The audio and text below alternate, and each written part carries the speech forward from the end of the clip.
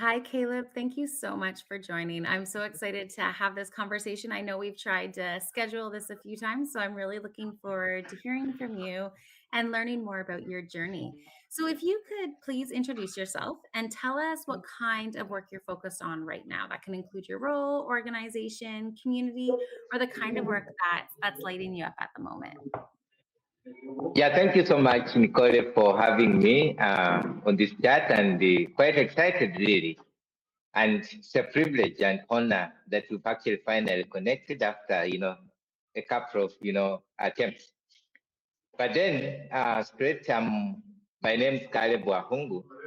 I'm the CEO of Matunda Community Development Initiative, an NGO that's operating in Uganda. We've actually had 20 years of work with local communities. Yeah, mainly with the intention of bringing people together to think about issues that they're affected with, but also finding local solutions to really be able to navigate through those challenges, making the communities much more stronger, and rebuilding them again. So right now I'm helping lead an initiative called Thrive Uganda, an initiative that's a hub without walls, where together with our partners, Usafi, SINA, and MCDI, we are working with 20 communities, establishing 20 hubs without walls, and engaging over 2,000 participants, who in this case we are calling, entrepreneurs. The idea is simple, but of course transformative, where learning we think should not be confined to classrooms. Communities already possess, knowledge, they possess skills and assets, and we are creating spaces where, learning or entrepreneurship and problem solving and community development happen together in everyday environment, such as, gardens, workshops, workplaces, and community gathering places. So our goal is to help communities become producers of knowledge and grow, creators of solutions rather than consumers. Externally designed interventions are something that is really very powerful for us. I love that, Caleb. And I think I love that you're bringing your communities in to find those solutions. Obviously, the people who are experiencing some of the challenges or have the lived experience are often going to have some of the best solutions. So I love that that's part of how you bring everybody together. I'm curious, what drew you into this work in the first place? Yeah, I think for more than 2 decades, I have been interested in how communities can unlock, their own potential. Seen many development approaches begin by focusing on the needs and deficiencies, while communities themselves often hold tremendous wisdom, creativity, and resilience. So over time, have become increasingly inspired by African knowledge systems and thinkers such as, of course, Professor Dan Naudere, whose work of, Africology emphasizes the importance of recognizing communities as living systems of knowledge and agency. So this work is about helping people recognize the value that already exists within their own communities and creating pathways for what value to generate livelihoods and the learning and social transformation. So what really inspires so much is that as much as communities, struggle, but then you really find that they are also trying to do something. And some of those particular responses to issues that communities are affected with are often sometimes not familiar with them, but also within their own communities. But by getting together to really be able to, do something that can really get you out of, situations that you are going through, makes it much more, empowering. It brings, together a sense of community, a sense of hope, and of course, optimism for the future.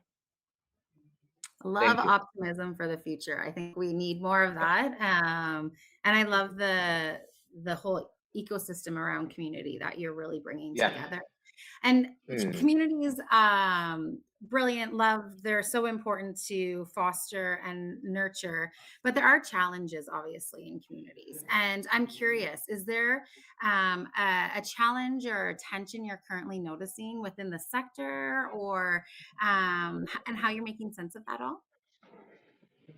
Yeah. Of course, I agree with you that there are quite a number of challenges, of course, in every aspect of life. But one of the biggest challenge is that many people complete, formal education without clear pathways to meaningful livelihood. At some time, communities face complex challenges such as, youth unemployment, food insecurity, climate change, and social fragmentation. And there is often, a disconnection between education and local realities, and of course, of opportunities for creating value within communities. When these approaches that connect learning directly to solving real problems and building local, economies are so much needed. Sometimes there is a lot that people question, especially today within our own communities here. We have had so many people who have actually sold their land and educated their children.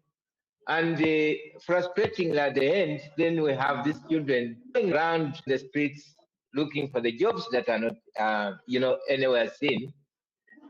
Right, because from the birth, a child is oriented in the sense that you are going to go to school and then you actually become a teacher, you become a doctor, you become what.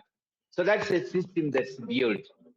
That's sometimes kind of today we can say it has actually overlived because there must be an integrated approach in how we can actually blend the education and that can actually be able to meet everyday needs of our communities here.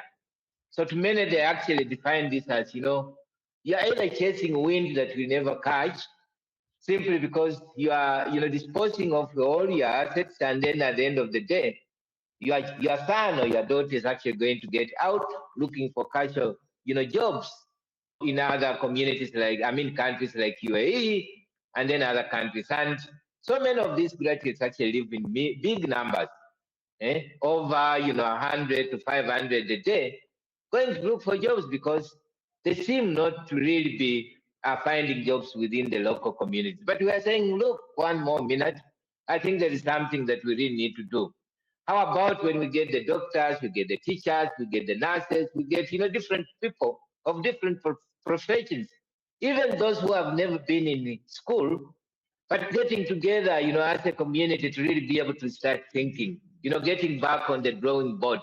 I'll give an example.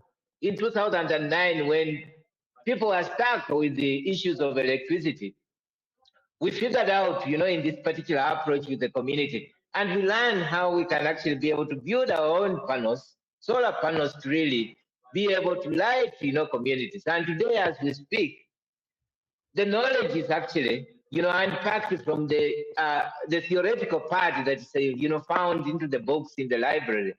Now, people are living now with this knowledge.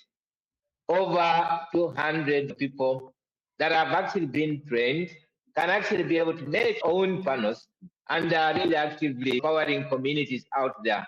Something that sometimes you find is not that cannot actually be achieved within some kind of, let's say, within the world, like when we are talking about education.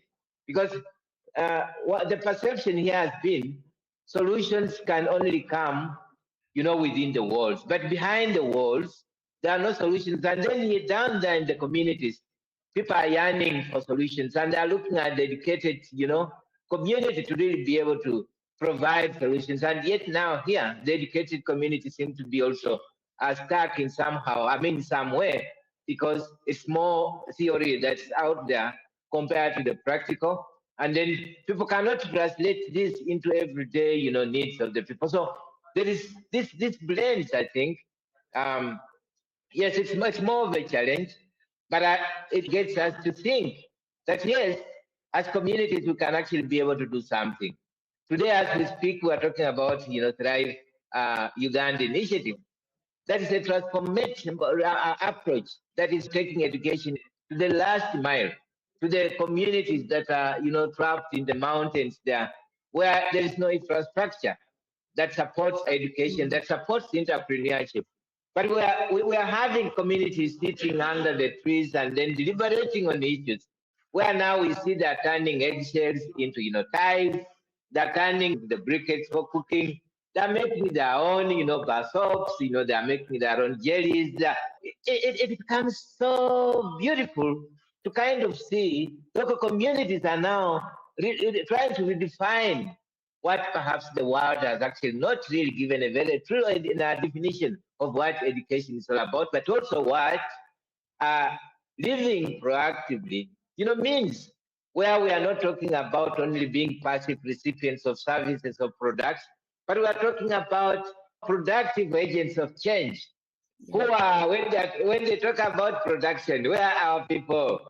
They are consumers, yes, but they are producing, and the quality and the things that they are producing, right, should not only be primarily the agriculture products that they are producing and taking direct to the community. What value are they adding in between there that is making sense for them? Yeah, it's more, but I think that's what I can actually say.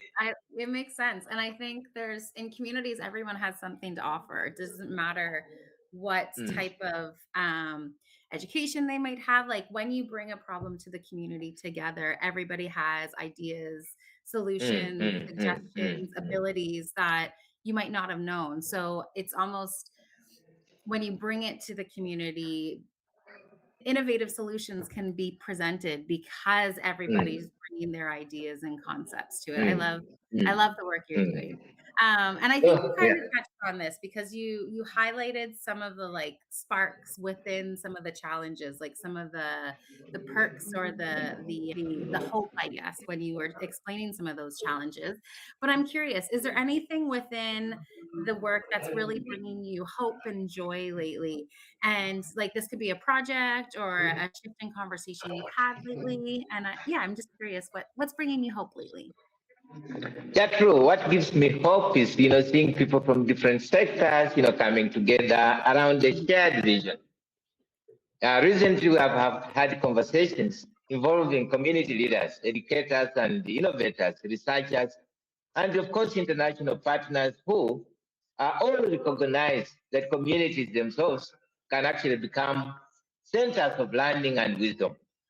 And we have actually agreed in principle to really move, together on this particular journey. And the response to hubs without walls has actually incredibly encouraging. When people begin to see themselves not as beneficiaries, but as co-creators and opportunities. I mean, co-creators. Of course, new opportunities emerge.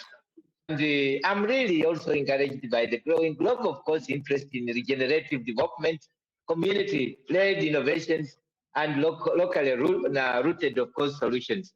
This gives me hope. And the most important aspect is, communities conceptualizing this, wanting also to say, even when I'm, a woman or a youth or, someone who is a teacher or what, I can as well be able to do something. I can make my hands dirty. I can participate in the research and people getting concerned and care about their own communities. Rebuilding their communities much more stronger and providing the safety nets for their members within the community is something that really gives me a lot of hope. Where, of course, previously people are actually going on their own, but now with the coming together of Mhm. different, people in different sectors, it makes more sense. We are not here to blame each other, but we are here to look at what is it that is really a challenge in our communities. What is it that's being done in our community that's making people survive, providing education for the young people, people and our folks who are into entrepreneurship, yearning to do something so that they can actually be able to, support the young, folks in education or support the next generation. I think many things really gives me a lot of hope. And yeah, I'm really very much here. Yeah. I love that there's a lot of things giving you hope, and what you've shared is beautiful. I Yeah. think like the intergenerational aspect, the being able to support one another, depending on one another, there is beauty in all of those pieces. And I'm Yeah. Yeah. curious. So you talked about connection, you talked about community a lot. Why does community matter so much in this work? Yeah, I think nothing built meaningful, happens in isolation. The most important ideas often emerge through relationships, conversations and collective actions. And community and the spaces like, of course, Hive matters because it connects people who might otherwise never meet. And it allows, of course, us to learn from one another, challenge assumptions, and also build collaborations across, our countries and sectors and boundaries. And in many ways, of course, hubs without, walls is built on the simple principle that communities thrive when people come together to share knowledge and support one another and work towards a common goal. So we have often say, community can actually be a campus. And I would add that connection itself can also be a catalyst, of course, to transformation. Yeah, and the one thing that stands out, I think, from the emails and exchanges is that respected international, partners that actually find it, easier to connect and blend and support. And that suggests that, the work is really a more resonating, especially here within the community. So a community that is now more open, that's not closed, like previously, open, to different people, where of course there's a lot of, exchange of ideas, exchange of information, and of course learning from one another. That offers, of course, a practical and hopeful vision that's rooted in African realities, rather than, of course, uh, working, of course, in isolation. So it's more of a very powerful thing that really resonates, especially when people get together. So community really matters a lot in our work. And then we are here because of the community. Yeah, That's yeah, beautiful. I yeah. think challenging assumptions, when you said that, I feel like that is such an important aspect of community, of Mm. connecting, of just being open and honest with other humans. I feel like that is such an important aspect that we're losing lately. And I love Yeah. that community can be a compass. Like that is Yeah. such a great, it's such a great line to live. One thing that I can add, people think maybe that they're already being disempowered, by taking systems out from them, decisions that are actually made by others on their behalf, and then they're taken as blank, that they don't know anything. But it becomes beautiful, and you really see so much that happens when communities are involved in deciding what they want to learn, how they want to learn, and what kind of results that they're actually looking at, and how they are looking at the local resources. The point that yes, there is a lot that we really need to do to explore, but also connecting, yearning to connect with others, so that it's not business as usual, where people are disposing of their hard labors, selling off, their product from a price. But you really find innovative, they're even making machines that previously were being imported to really add value on their product. And these folks who are behind all these ideas, knowledge, you find I've never been in the higher education, I mean, it's schools. And it's really, and one thing that I must, I think, stress as we really finish, the issue of local people actually making solar panels, especially women, is something that really stood out very strongly, especially to the international community in 2019. We had World Bank. I don't know where they heard about this community, but they reached out to the community that we want to learn really, that there are women who have never gone to school that are making solar panels. 30 minutes is just sufficient enough for a woman to really make a panel that's going to light for 50 years. And this was really something that was strange, and the solar panel that's actually coming from the silicon material, that is available within the community that was not, this knowledge was not in the public the domain. Now, this is where we are, I think, getting this sense that I think a community can actually be a campus. Awesome. I love it. Regardless of their challenges, their socioeconomic, backgrounds, but if they are determined to say we are getting together to do something, and with that determination and zeal, really, and you see they do, and once they do, they're actually changing, the narratives around them, but also the community perception and the world perception about, these rural folks who, when everyone hears about that, they think they are in need really, and that comes very fast. But they can't actually think very fast that they have abundance, and once they are really supported, can actually do much more exploits that can even provide, solutions to the community and even the most pressing, country and world challenges. And then they also have some ownership over their, like, the direction of where their path can go potentially, right? Like they have some agency Yes. in their work, and that I think for me is really important. So I love those are some of the opportunities that are being created. It's amazing. So Caleb, I'd Yeah, love correct. to hear where folks can continue to learn about the cool work that you're doing and where they can follow Yeah, along with some of these projects you're talking about. yeah, thank you so much. We have a website that's the www.mcdi-ug.org. And then if you went on my LinkedIn, you type in just Caleb and then Wakhungu, you have access to all the stories from the community that makes us actually hopeful, that makes us strong, that makes us resilient. Yeah, and stories that breathe life. You can actually find them on my wall, Caleb Wahungu, but also we have MCDI on LinkedIn, where you can actually be able to learn more about our work. But physically, we are located in Uganda, in the place called Mbale district. Yeah.